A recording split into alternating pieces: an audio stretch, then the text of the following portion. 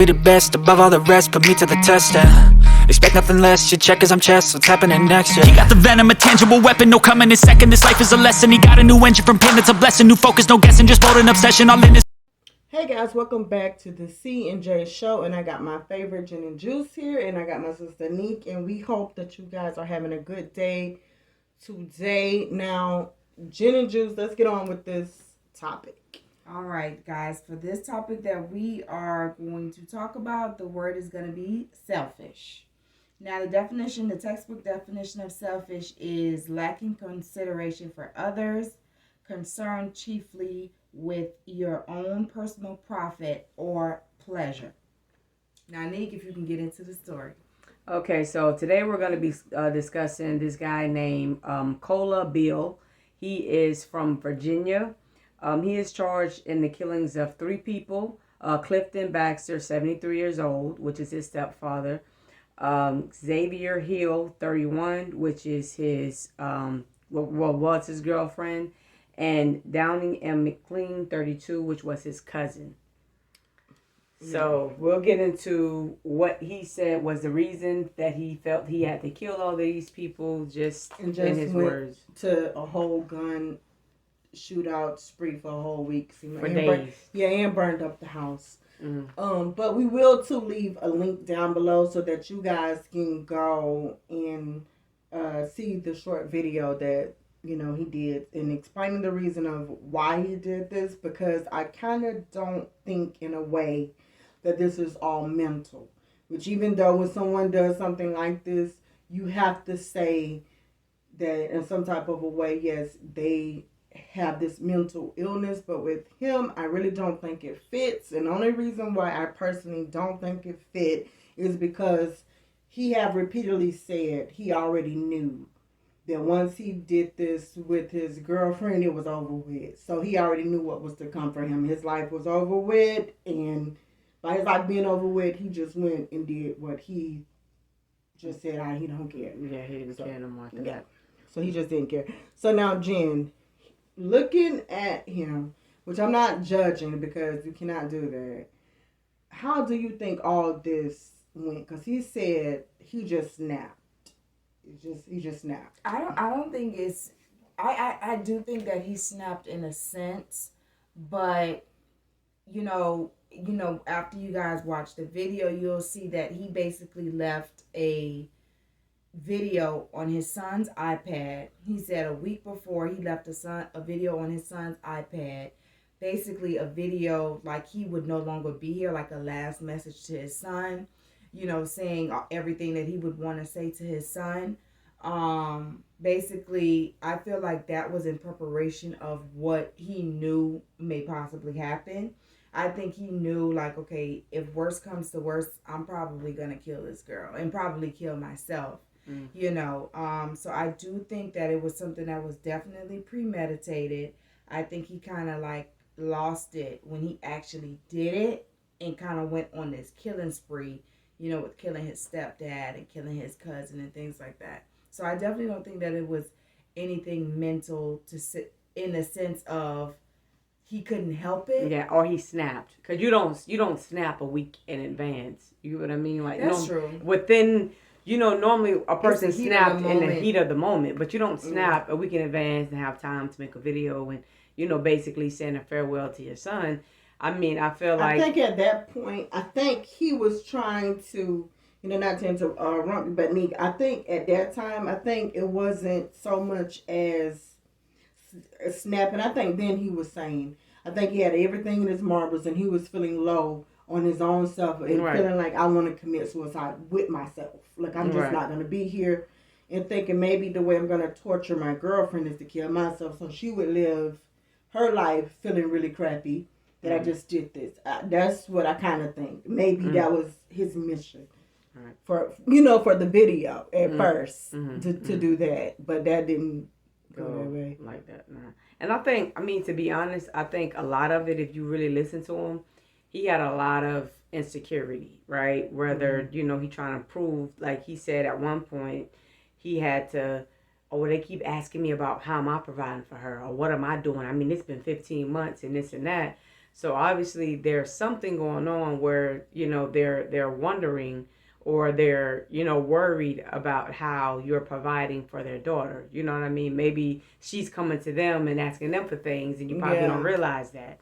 You get what I mean? Because you might think, oh, she's making a way, but meanwhile, she's just asked her parents for it. So in your face, you feel like, okay, we got taken care of. Ain't nobody business how I got taken care of. And Meanwhile, I think it is. I think it has a lot to do with insecurities too, because from the reason why he said that he killed his girlfriend was because of her parents, mainly her mom, being involved in their relationship and basically asking her, what are you going to do with this guy? What is he going to do? Yeah. Because you're moving on to a better job and he really, is not really doing anything. Yeah, right. Not. And then the next thing that made me look at that was how he killed his stepfather.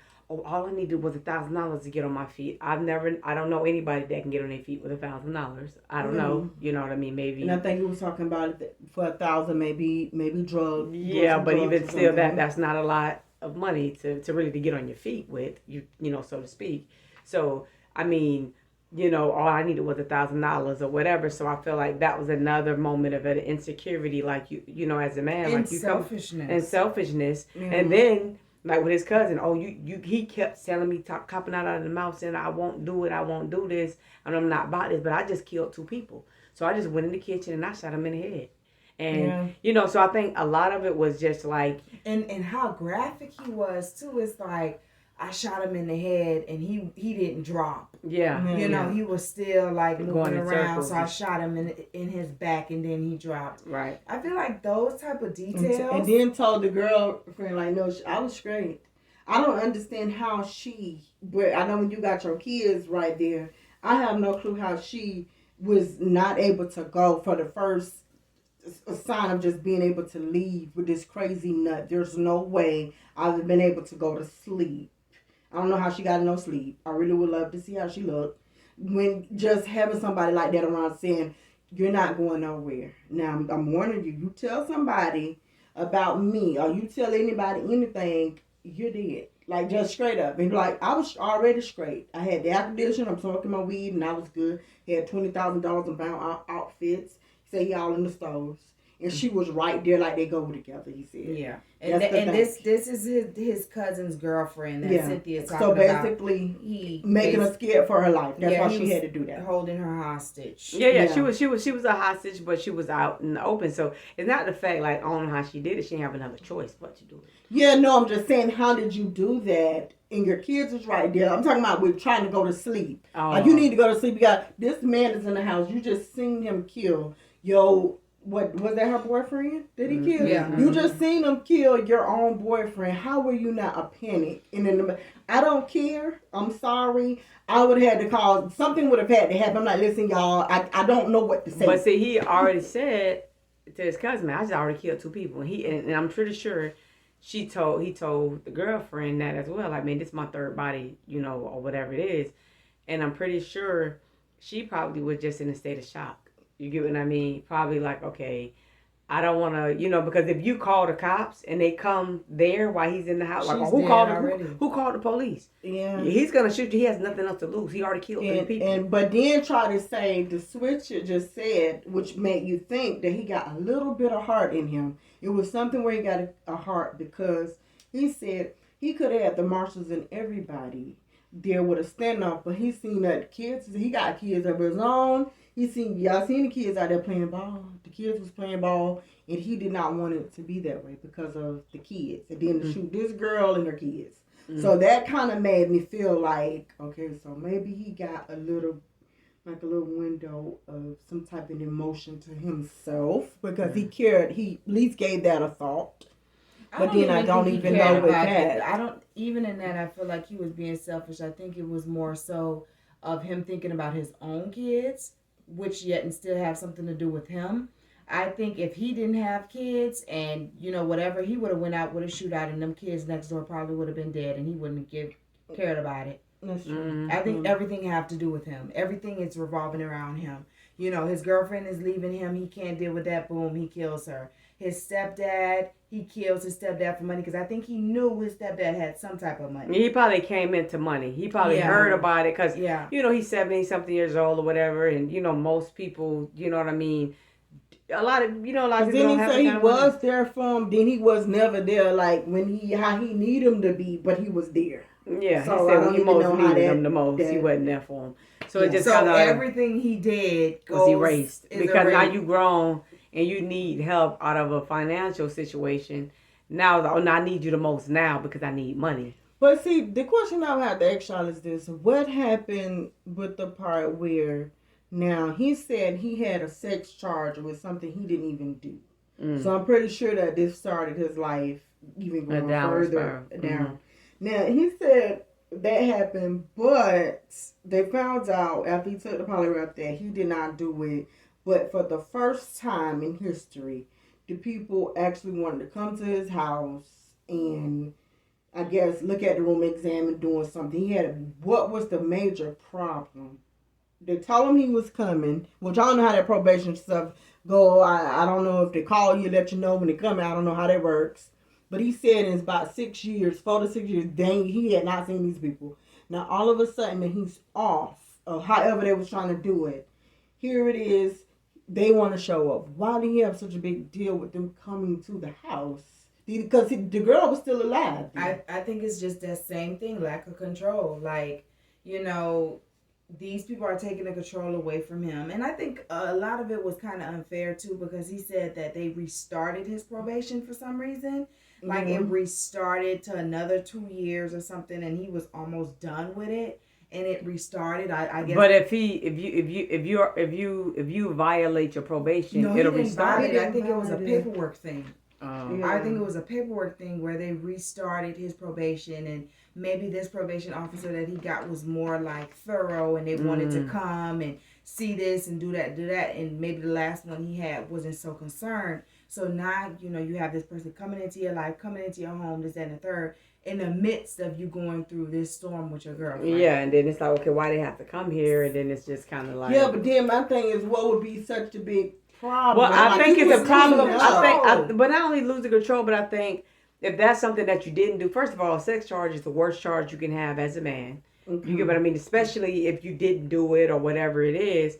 I think that's the worst charge that you can have as a man is a sex charge. Yeah. So for him to have these people come, because, you know, I guess people put it behind their head, like, okay, that's over with. I'm going to be soon on probation. I'm going to just try to go and live my life, this and that. And I'm pretty sure that affected him being able to get jobs and make a certain type of money. If you got this charge following you, although you had to take the charge, could you say your family said, so that way you don't have to go away, just take the charge or whatever the situation was. I think him having to have these people come inside of your house with your girlfriend, you already got these issues financially going on with her, and now it's like it's a reminder that you have a sex charge because now these people got to come in the house. It's like, okay, well, I thought this was going to be over with soon, or maybe he never mentioned it to her. Well, yeah, but they're coming in just to see, like, they're coming in supposedly just to see what, to look inside the house just to make sure he don't have no drugs, right? Right, but then if that was your man, what would you ask? Like, okay, who are these people and why are they here? Why do they need to examine? Like, oh yeah, because he was only with a girl for like 15 months, a year and 6 months or something like that. Yeah, he said 15. Like for 15 months, you know, I've been doing everything, or so to speak. Okay. So, but so that's what's the problem. He probably didn't want her to know what was going on. What was going on? Okay, so maybe that was wrong. Okay, so like I said, we're gonna have a part 2 because he actually has another video out where he's gonna go a little bit deeper into certain things. But just really quick, I'm just gonna go ahead on and just say kind of like a little bit of how I basically feel with things. I think that he grew up being a type of a guy that was a nice guy but was a pushover. It seemed like he was a pushover. He had certain disappointments. And I know that we say, like how you just said, the men shouldn't have had to maybe give him $1,000 or he shouldn't. But I think sometimes as we grow up, that's all people see. They see the age, they see your growth, they see your height. you do it for yourself. Not everybody could do things for themselves sometimes, even though you're supposed to, but not everybody can. Now, I'm going to say, not to say that I know him, but it do seem like he was the pushover type of a guy. You was doing this, and throughout all of this that's been going on with yourself, you did end up losing your mind, because you did. But as he's seeing and looking at it, some of it is pretty jacked up. You got to face a charge just because your family is saying, I mean, I'm just saying you didn't do something, but they're saying just go ahead on and take something. That is your life, that you have to sit here and not get ahead and not do. Now you with this girl, you're not working. The girl is close to her mom. She's real close to her mom. Her mom sees into everything into it, because I done been there. You have a good mom, or you got a mom that you sit down and you talk to every day and they inside your life like that, where you could tell them stuff. They know when ain't nothing going right with you, so you can't hide that. You just can't. The lady was helping. You didn't have a job, like I had said. She was the one that was probably getting the raise, and really she didn't want to leave him at home, probably with somebody, because she hadn't heard. He probably don't even know that she knew. So somebody told her something. Somebody looked up something and told her, and that's how everything went down the hill for him. And that's just what had happened. And I think he did try to get himself together, but it's just these life events happen. And this is what happened. You got dealt with. I hate to say that word, because it just reminds me, you did get dealt some cards, and you kind of got dealt with some cards. Yeah, but at the same time, Bad cards. Sex charge, can't get rid of that. Yeah, but there's a lot of jobs that people can still get. Yeah, you probably can't be. There's a lot of jobs that people still get with. You know how many people that are sex offenders and stuff that have jobs. You can work warehouses. You can't work around, underage kids or, whatever. So you probably can't network in like a restaurant business. I just don't know anybody that you, NEEK. I don't know nobody that you got a sex charge and you can get a good 9 to 5. Me neither. I'm just being honest. But I'm just saying. I mean, he could get something, but for what he said, yes, but who wants he need $1,000 peanuts every day? But if you for $1,000 for what you said you needed, he was just that he wasn't telling the truth about the 1,000, but he was just saying that dude seemed away like, dang, you see the struggle, you see him trying. But there's also a lot of people take a certain type of job, right? And then if you need to do your little thing on the side, so that job is the money that you take to use it to go flip whatever you need to do, or however get your business off the ground, so to speak. Do whatever it is you need to do, but you gotta crawl before you walk. You get what I mean? People are not out here murdering people because they got a charge when they was young. That's true, but you know what? I think he's been crawling his whole life. And for this one time, he decided to take a stand, and that was just not a good standing ovation. Yeah. You kind of lose right there, and you lost big time. Yeah, Gin and juice, because my thing is, I don't think he was anybody that. Would you say he was like? It was bullied? No. I'm saying like a pushover. He does look like that in the face. I don't think that he was a pushover. I think that he is somebody that grew up feeling sorry for himself, because he, his dad was in prison and, had been in prison for the majority of his life, half of his life. I think that he grew up with a lot of resentment because of that. I think he used what his dad did. Basically, I don't know if we mentioned that his dad actually killed his wife. His stepmom. Which is his stepmom. But, Jen, wait a minute, just wait, because I know this your time. I ain't trying to cut you. I just not thought about this. Now, what if, too, because he emptied out the clip, what if the lady was paralyzed? He had to try to help his mom the whole time. He's a child, and she's paralyzed. Yeah. A lot of this stuff can jack this boy up. A lot of stuff, having to deal with that. Who knows where the lady got shot and stuff, so that is definitely true. Mm-hmm. But remember how you said earlier, like, how could the girl stay around knowing, this, that, and the third, blah, blah, blah, about, he may possibly kill her, the cousin's girlfriend. Yeah.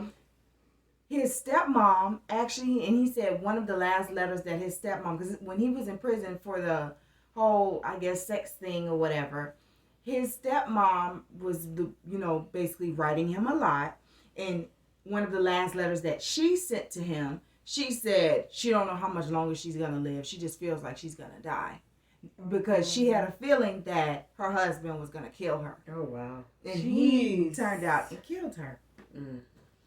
That's why I said this boy here, his cards wasn't right. That's what I think, and that brings me to my point too. I feel like he used a lot of the things that was going on around him as an excuse to do what he did. I feel like it's like, oh well, I don't want to say that he considered it normal, but it's kind of one of those things where when you start hearing things and things get in your mind and you start putting certain things in your mind, you're that much closer to doing it. Yeah. Or do you think that it was everything that he tried to do, it turns out wrong, and then everybody that he tried to love, something ends up happening? No, because his stepdad took care of him his whole life when he didn't have to, and he ended up shooting him in the head. He said sometimes. You know.